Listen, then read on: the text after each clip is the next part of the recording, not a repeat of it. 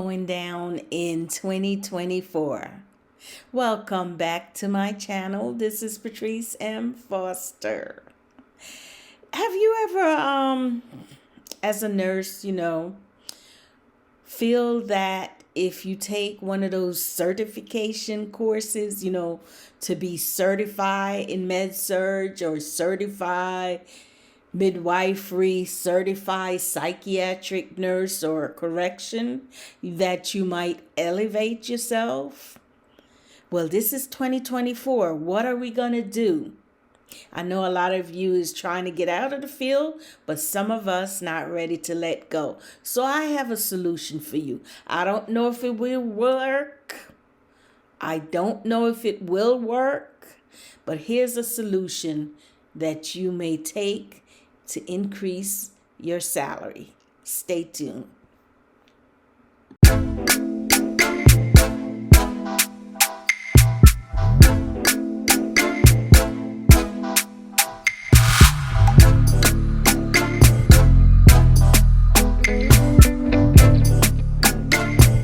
Sitting at home, as a matter of fact, this started in way back. I wanted to take this certification, but things happen and you stall and you say you're already at the job and at your job and you say, why? No bother. I'm already working. I'm not going to take that certification. I'm satisfied with my salaries. But you may say, why not chance it? And so I wanted to come out and talk about a few certification that may increase your salary, may give you some respectability. Nurse, that's what we want. And don't take my word for it. I think you may get a pay increase. So the first one I wanted to talk about, because that's the one that I started in, I would say, October. I decided, since correction is my second job, my first is psych, and then I'll do correction. I decided to take the certification to become a correctional certified nurse that actually knows about the standards. And I'm going to talk a little bit about it. I won't elaborate. But anyway, this is the book that I study from. I hope you can see it. It's actually one of the books, the second one. So they have two. And don't be fooled about 2015, and this one is 2018. The knowledge is still the same. It's quite a little bit different, but the same for both juveniles in the detention center and juvenile in the prison system. And this is for the adults. So my first time taking this test, and before I go over this is from the NCCHC. I just happened to get another job in correction, and while I was walking, because I'm pretty quiet, but I just walk and I observe, and there was on the wall a big sign, NCCHC. And I look it up. That's how curious I am. And I say, yeah, I had wanted to take this for the longest when I was at Prison Health System in Philadelphia. I wanted to take this correctional to be certified. But somehow or another, like I said, the job was paying me. I was comfortable. I didn't think I should go stress myself out taking a test. So I happened to be at the job and I saw it and I said, I tell my coworker, I'm going to take a test. I'm going to take this test. I want to be certified. And I said, why don't you, we could study together. It was a guy. And I started studying, And let me tell you, I hadn't take the NCLEX in a while. I've been a nurse been an RN since 1998, but prior to that I was an LPN. So things has changed. To me, I didn't know what to expect. I didn't know if this was going to be a nursing test or not. But before I get into that, I want to tell you about the NCCHC, and I'm going to read a little about the standards, because that's something new nurses who were contemplating, who has leave comments, they were getting a new job in correction. This might help you. The National Commission on Correctional Health Care is dedicated to improving the quality of correctional health service and helping prisons provide effective and efficient care. NCCHC grew out of a program began at the American Medical Association in the 70s. The manual represents a revision of standards first published in 1979, and update many times since then. The standards are NCCHC recommended requirements for the proper management of a correctional health service delivery system. These standards have helped prisons improve the health of inmates and community to which they return, increase the efficiency of their health service delivery, strengthen their organizational effectiveness, and reduce their risk of adverse patient outcome and legal judgment. So you can get these books that I show you. I'm not going to read anymore. But basically, it's access to care. You cannot deny the inmate access to care. And when you know these standards as a nurse, and you might work with someone say, oh, I'm going to have sick call 3 a.m. Why would you want to have sick call 3 a.m.? Because, girl, they all sleeping. They not going to come. So you're doing it, I would say, I'm using not their words, malicious, because you don't want to do it. You don't want to do the job. So you're going to deny them because you know they're going to be sleeping. And to be honest, they don't sleep at night. But you know a lot of them won't come out.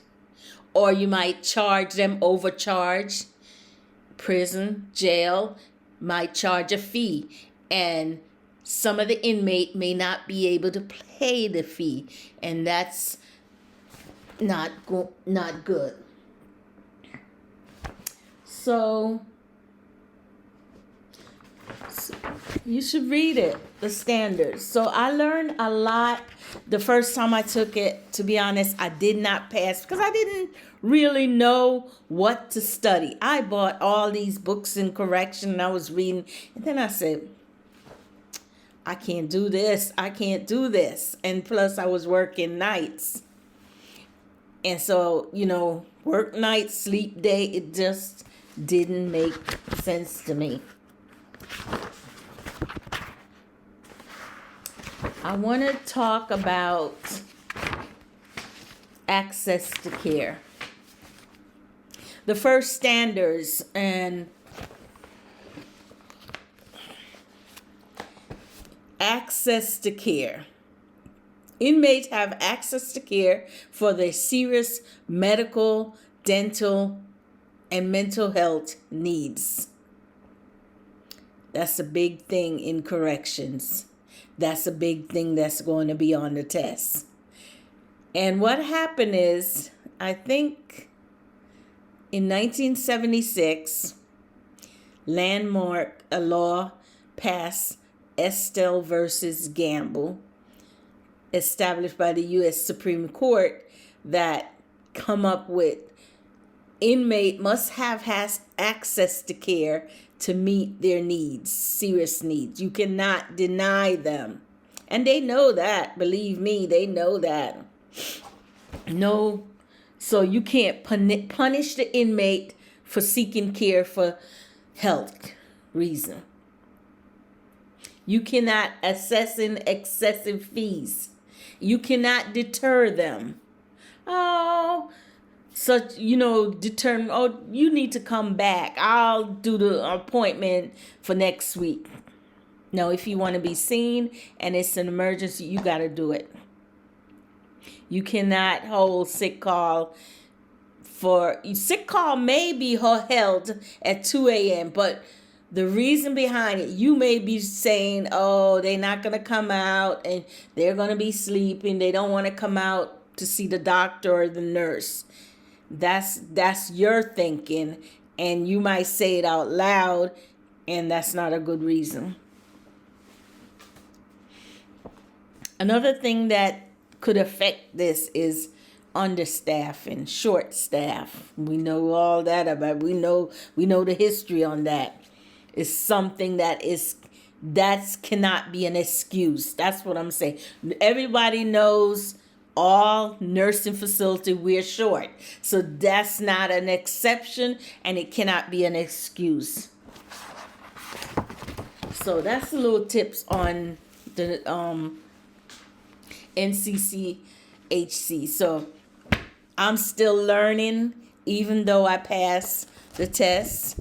I'm so happy that I was able to understand better the standards.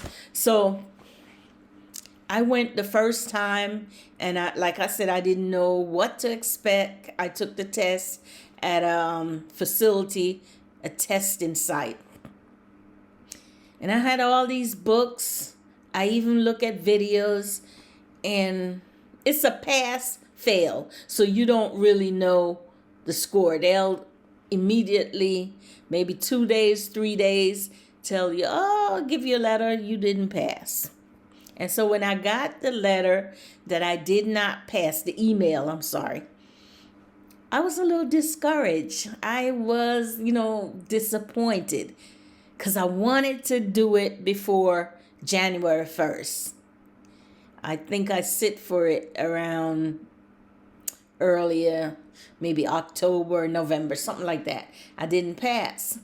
And I said, I'm going to give up this dream of mine to be certified in something. I'm not going back to school to be a NP. Well, let me say, you never know. And so I didn't pass and was a little discouraged. But God have a way of doing things and bring you back. I had left the prison, or left the jail, and I'm not gonna, if I make a mistake, forgive me, but I'm not gonna edit too much. I think I wanted this to be more natural. So anyway, I was sitting home, and I had already stacked the books away.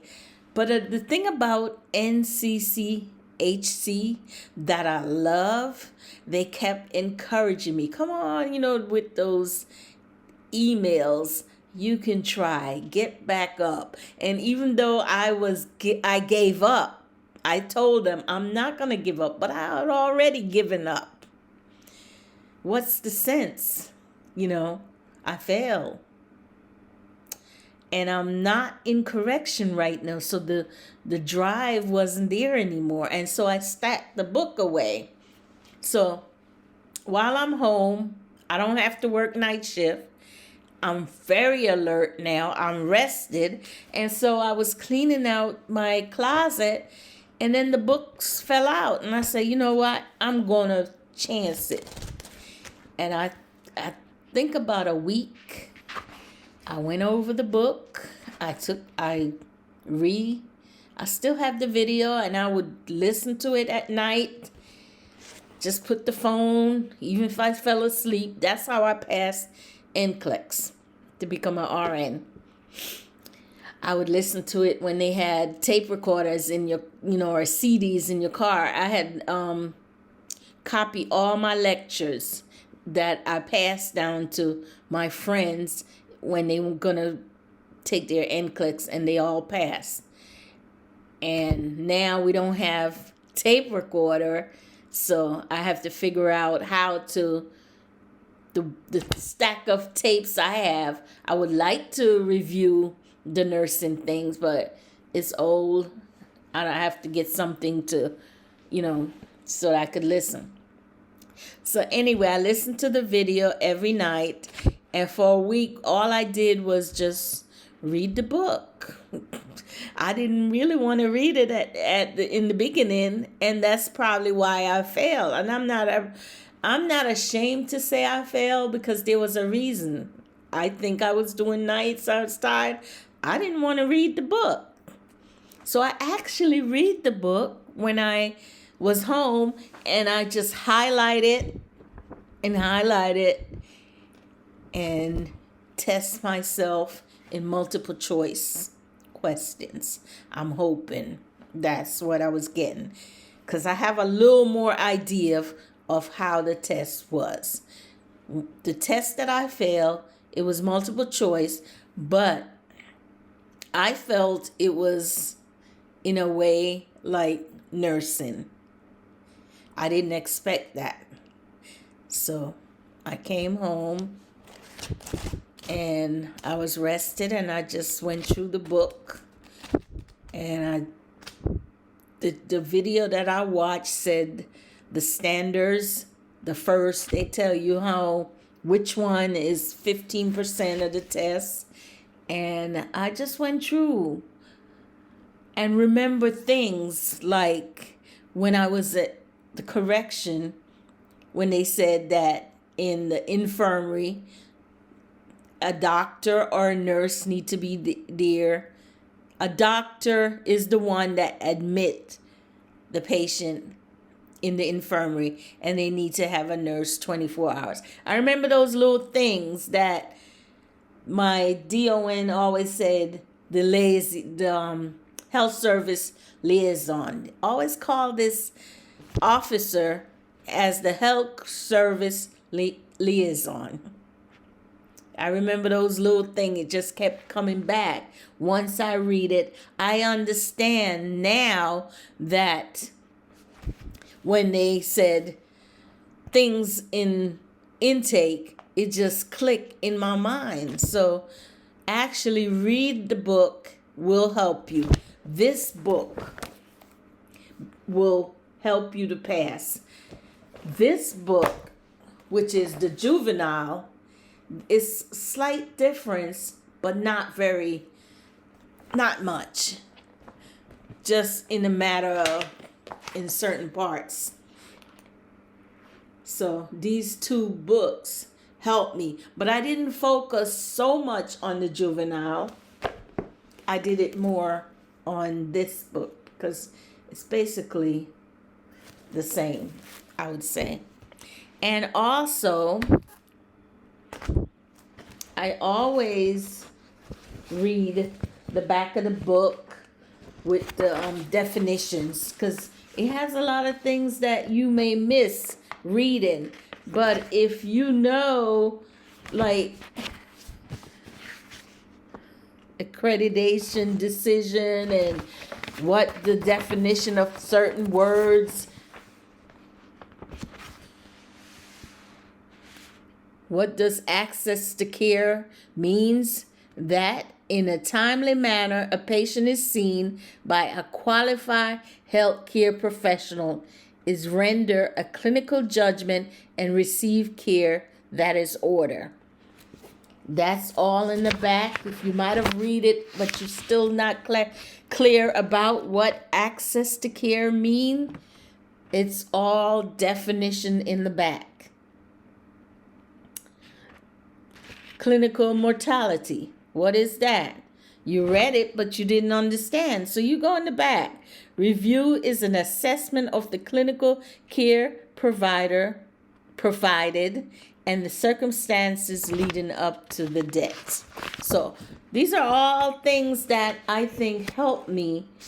The definition, because sometimes I read fast and don't understand one thing. So if I go back to the definition, it simplified it for me. So, and I passed.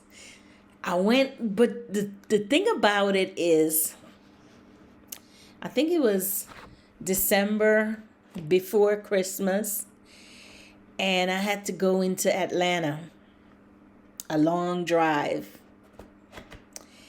But the difference is on this journey into Atlanta, the last time I took it, the first time I took it, it was also a far distance. But I didn't know, and you know what? Fear of the unknown, you're nervous and you're just anxious. But journey to Atlanta, I was so calm. There was traffic, but I was still calm. And I said to myself, and I look up in the universe, I'm superstitious if you want to call it. And I said, today, I'm going to walk at that facility and I'm going to pass that test. I just had that feeling that, hey, I am going to be certified in correction. This test, this national, it's national. It's not for Georgia only. It's national certification. CCHP, Certified Correctional Healthcare Provider /RN. That comes in a little while. And you know, so I checked my email a lot. I was so calm, I didn't check it. One day, 2 days or 3 days after, I got that email. You have passed. And January 1st, so you get this, a pin that you could wear. And also, they notify in a press release to your facility that you work. So I was so happy. That was the best Christmas, New Year's present I've gotten. I know most of you might say, oh, it's just correction. Yeah. My next one, I want a chance it to be to psychiatric certification. When I was in med-surg, I wanted to do the certification, but I said, it might help. It would have helped because I know the hospital may give you $2 more or $5 more. Every little bit of money help. And in this time, it will help. So I wanted to come out here and say, don't disown whatever specialty you have. Try to become certified because now you know the standards if you're correction. You know the standards in med-surg. You know the standards in mother baby. You become the experienced one, the knowledgeable one, the one that set the standard for your staff or your coworker. You cannot you just, I would say, do it if that's what you want to do it. I don't know what this certification may take me. I'm not there yet. I'm not in correction right now. And I still wanted to pass it because I'm like this. Once I start something, I cannot get it out my mind. I must complete it. And no matter what, when they were encouraging me, I love that. They say, get back up and you fail, but you're on your way. You can do it. That was a motivation for me. But secretly, I was kind of motivating myself because I know I started something and I need to complete it. So I just wanted you to know that I'm not sure where you are in your career, but if you want to maintain your nursing or you want to continue in nursing, and if you're new to nursing or you're in any field that you are, try to take the certification. Just bump up your little salary up a little bit. Or for personal